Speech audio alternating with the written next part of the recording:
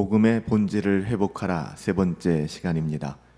오늘은 골로새서 2장 18절부터 23절까지의 말씀을 가지고 신비주의의 달콤한 유혹이라는 제목으로 하나님의 말씀을 함께 상고합니다. 골로새서 2장 18절부터 23절까지의 말씀입니다. 아무도 꾸며낸 겸손과 천사 숭배를 이유로 너희를 정죄하지 못하게 하라.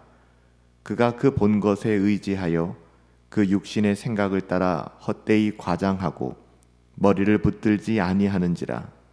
온 몸이 머리로 말미암아 마디와 힘줄로 공급함을 받고 연합하여 하나님이 자라게 하심으로 자라느니라.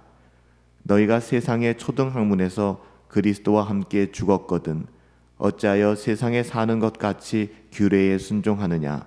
곧 붙잡지도 말고 맛보지도 말고 만지지도 말라 하는 것이니 이 모든 것은 한때 쓰이고는 없어지리라. 사람의 명령과 가르침을 따르느냐?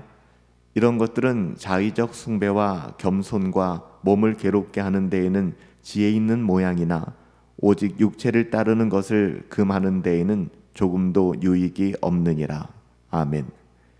사람들은 때때로 복음으로는 부족하다고 느끼는 것 같아요. 복음 이외에, 그래서 율법주의나 신비주의에 빠지게 되는 것이죠. 어떤 사람들은 더 깊은 체험, 더 강렬한 느낌, 더 신비한 세계를 찾으려고 합니다. 이것을 갈망하는 것이죠. 골로새 교회도 마찬가지였습니다.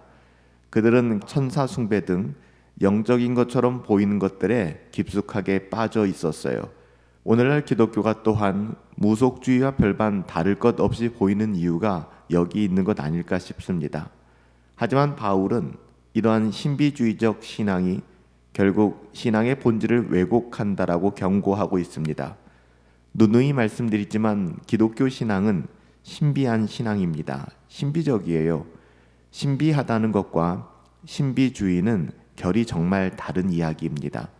기독교는 신비주의가 될 수 없는 것이죠.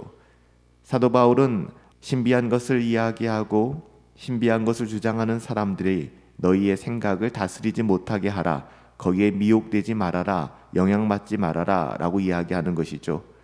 이는 꾸며낸 겸손과 천사 숭배가 오히려 우리의 순수한 신앙을 망가뜨리는 것이다 라고 18절에서 경고하고 있습니다. 나는 사람들이 겸손한 척하면서 나는 천사를 예배할 만큼 영적으로 깊다라고 말하는데 그건 겉으로 경건해 보일지 몰라도 신비해 보일지 몰라도 사실 자기 잘난 맛에 사는 행동에 불과하다는 것이죠. 그런 사람들은 하나님께서 주신 계시의 진리가 아니라 하나님의 말씀이 아니라 자기의 상상과 경험에 의존하면서 육신의 생각을 따라 왜곡되고 과장된 거짓말을 하고 다니는 것입니다. 그러기에 우리는 우리를 미혹하는 달콤한 신비주의를 분별할 수 있어야 되는 거예요. 신비주의는 하나님의 말씀에 근거하지 않아요. 오직 자기의 경험, 체험, 감정에 그 초점이 맞춰져 있는 것이죠. 그런데 타락한 인간은 여기에 굉장히 민감하게 반응하거든요. 그런 이야기가 좋은 거예요. 그래서 사도 바울은 이런 사이비 신앙인 신비주의에 대해 이것은 육신의 생각으로 부풀게 되는 위험한 길이다 라고 경고하고 있는 것이죠. 하나님은 이미 계시되어 완성된 성경 안에서 자신을 충분히 계시하셨습니다. 기독교 신앙은 오직 하나님의 말씀 위에 굳게 서야 하는 것이죠. 하나님의 말씀 또한 임의적으로 또한 신비주의적으로 해석해서는 안 되는 것입니다. 신비주의적인 신앙은 외형적으로는 굉장히 경건해 보이고 거룩해 보일 수 있습니다. 때로는 굉장히 인간적으로 겸손해 보일 수도 있어요. 하지만 사실 그 신앙은 자신이 경험한 신비한 체험에 근거하고 있는 것이며 이것은 하나님의 말씀과는 너무나도 동떨어져 있는 것입니다. 이는 하나님의 말씀보다 오히려 미혹하는 영에 더 가깝다고 할 수 있어요.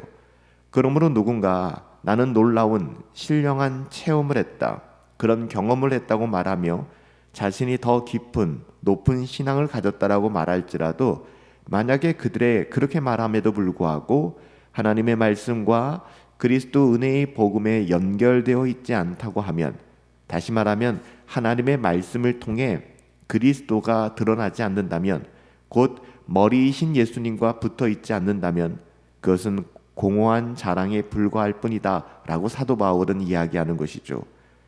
우리의 영적인 관심과 갈망이 그리스도 밖에 있는 신비한 것들로 향할 때 우리는 미혹당할 수밖에 없습니다. 거짓 신앙에 빠질 수밖에 없다는 것이죠. 예수님께서도 이런 경향을 너무나도 잘 알고 계셨기 때문에 기적과 표적을 구하는 사람들에게 이렇게 경고하셨습니다. 마태복음 12장 39절이죠. 악하고 음란한 세대가 표적을 구하되 요나의 표적밖에는 보일 표적이 없느니라. 예수님은 요나가 물고기 뱃속에 사흘 동안 있었던 사건을 통해 자신의 죽음, 십자가와 부활을 예표하셨습니다. 바로 이 말씀은 우리에게 가장 정확한 표적, 우리에게 가장 분명한 것은 십자가와 부활의 복음이며, 이보다 더한 신비나 체험을 구하지 말라고 경고하는 것입니다. 이거면 된다는 거예요. 충분하다는 것이죠.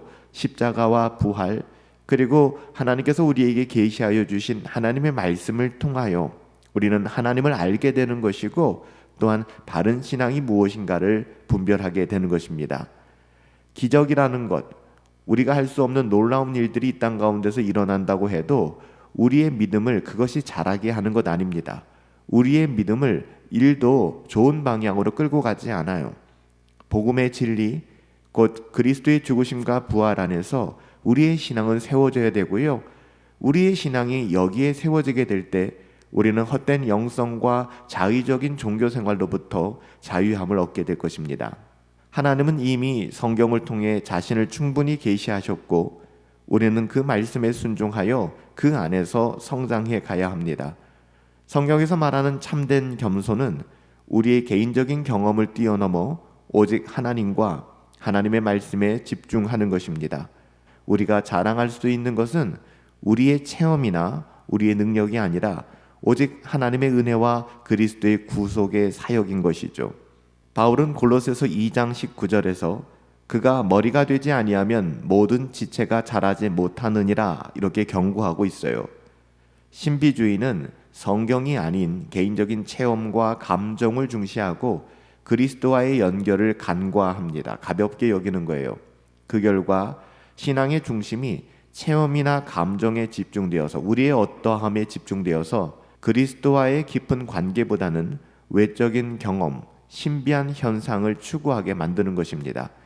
사도 바울은 그리스도를 19절에서 머리라고 부르죠. 교회와 성도가 그리스도와의 관계 안에서 성장한다는 것을 강조합니다. 우리가 머리 대신 그리스도와 분리될 수 없다는 것이죠. 신앙의 성장은 오직 그리스도와의 지속적인 연결 속에서 이루어지며, 신비주의적인 체험에 의존하는 신앙은 결국 그리스도와의 관계를 약화시키게 될 것입니다. 기적이라고 하는 것이 우리의 믿음을 결코 자라게 하는 것이 아닙니다. 너무 기적적인 일들, 그런 현상들만을 추구하지 마십시오. 복음의 진리, 곧 그리스도의 죽으심과 부활 안에서 우리의 신앙이 세워질 때만 우리는 헛된 영성과 자의적인 종교 행위에서 벗어날 수 있게 됩니다. 신비주의적인 신앙에서 강조하는 것은 외형적으로 종교성이 있어 보이고 신비한 능력도 있어 보이지만 사실 참된 복음이라고 할 수 없어요. 신비주의는 유사 복음도 아니거든요. 거기에는 생명이 없기에 참된 변화도 일어나지 않습니다. 진정한 신앙의 성장은 신비한 체험을 통해서가 아니라 하나님의 말씀에 뿌리박은 경건한 삶을 통하여 이루어지는 것입니다. 성경은 우리에게 하나님의 뜻을 명확히 보여주며, 복음은 우리들을 새롭게 하고 그리스도의 십자가는 우리의 모든 죄를 해결해 주는 거예요. 골로새서 2장 22절에 보시면 이 모든 것은 다 쇠하고 없어질 것이라. 눈에 보이는 신비한 일들, 이 세상의 기적적인 일들, 그 어떠한 것들은 영원하지 않다는 것입니다. 결국 이 세상의 모든 것은 다 없어지지만 오직 복음과 하나님의 말씀은 영원히 변하지 않을 것입니다. 말씀 중심의 삶을 살아가셔야 해요. 복음 중심의 삶으로 돌아가셔야 합니다. 신앙의 기준은 언제나 성경이에요. 우리가 어떻게 느끼든 어떻게 판단하든 상관없습니다. 우리 신앙의 기준은 항상 하나님의 말씀인 성경이어야 합니다. 복음은 완전하며 여기에 더할 것도 뺄 것도 없습니다. 우리는 신비한 체험이나 감정에 의존할 것이 아니라 성경의 진리와 성령의 인도하심 그 안에서 자라가야 합니다. 성경 중심적이고 복음 중심적인 신앙으로 날마다 돌아와 설 수 있게 되기를 예수님의 이름으로 축복합니다. 살아계신 아버지 하나님, 신비주의의 달콤한 유혹, 이것이 우리를 지식적으로 정서적으로 유혹할지 모르겠지만 여기에 미혹되고 현혹되는 것이 아니라 하나님의 말씀으로 돌아가 하나님의 말씀 앞에 잠잠히 우리의 영혼을 비추어 보고 살아계신 하나님을 만나고 그리스도의 은혜의 복음을 깊이 누릴 수 있게 되기를 간절히 소원합니다. 우리가 믿는 기독교 신앙은 신비하지만 결코 신비주의는 아닙니다. 신비주의의 달콤한 유혹을 저련히 끊어버리고 오직 하나님의 말씀 가운데 우리의 영혼을 쳐서 복종시킬 수 있는 은혜가 있게 되기를 간절히 소원하옵고 예수님의 이름으로 기도하옵나이다. 아멘.